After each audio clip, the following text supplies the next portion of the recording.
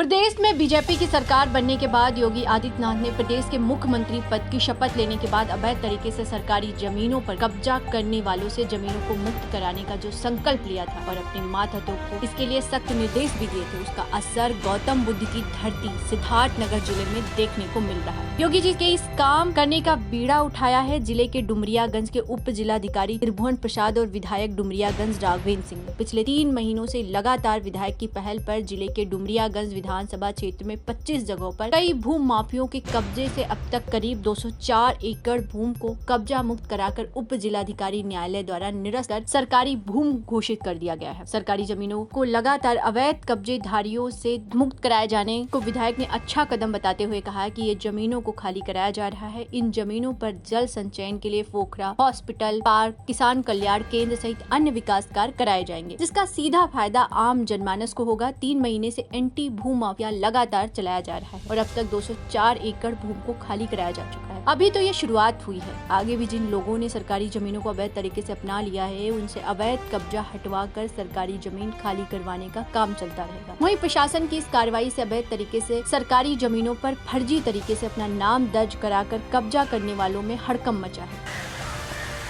SDM साहब, अभी हम रास्ते से आ रहे थे तो भी जो जगह आपने हमें दिखाई है, जब हम यहाँ डुमरियागंज के लिए आए तो वहाँ लोगों ने बताया भैया इस पे जो है ये खाली तो हुआ है, लेकिन इस पे अच्छे काम के लिए खाली हो, लेकिन इस पे कई मुकदमे भी मतलब जो है दर्ज हो गए हैं। ऐसे में तो ऐसा क्या मामला था, कुछ बताएंगे?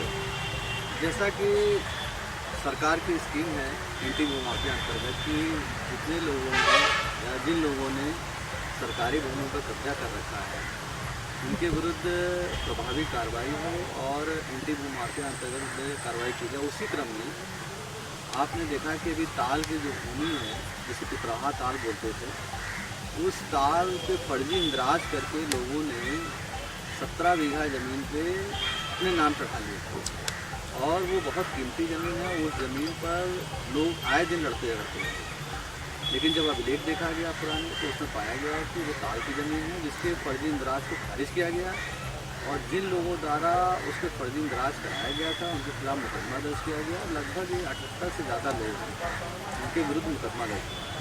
तो ये सख्त कार्रवाई इसीलिए की गई है ताकि कोई भविष्य में सरकारी अभिलेखों से छेड़छाड़ ना हो। जिस हिसाब से आप लोगों ने सारी ज़मीनों को निकाला है, जाहिर सी बात है अवरोध तो काफ़ी हुआ होगा, गतिरोध भी हुआ होगा, उसमें कुछ काम में अड़ंगे भी लगाए गए होंगे, तो ऐसे इससे निपटने के लिए क्या किया आपने? सही बात तो ये है कि क्योंकि माननीय विधायक जी की भी इच्छा थी कि इस पर बेहतर काम है, विकास की संभावनाएं ज़मीन के माध्यम से बढ़ें। साथ में जिलाधिकारी महोदय का भी हमें निर्देश मिलता रहा कि सही कार्य करने पे किसी प्रकार का कोई अवरोध ना बर्दाश्त किया जाए। तो हमें लगता है कि जब जिलाधिकारी महोदय और माननीय विधायक जी हमारे साथ हैं। प्रदेश में डुमरियागंज विधानसभा में विकास की योजनाओं को लेकर के अगर सड़क, फायर स्टेशन, डिग्री कॉलेज, थाने या अन्य विकास की बहुत सारी योजनाओं को लेकर सरकार ने अगर 250 करोड़ 225 करोड़ रुपया स्वीकृति किया है तो पूरे प्रदेश का एक इतिहास है कि डुमरियागंज के तहसील से 500 करोड़ से ऊपर की संपत्ति राज्य सरकार को यहाँ के प्रशासन ने दिया है दर्ज करके।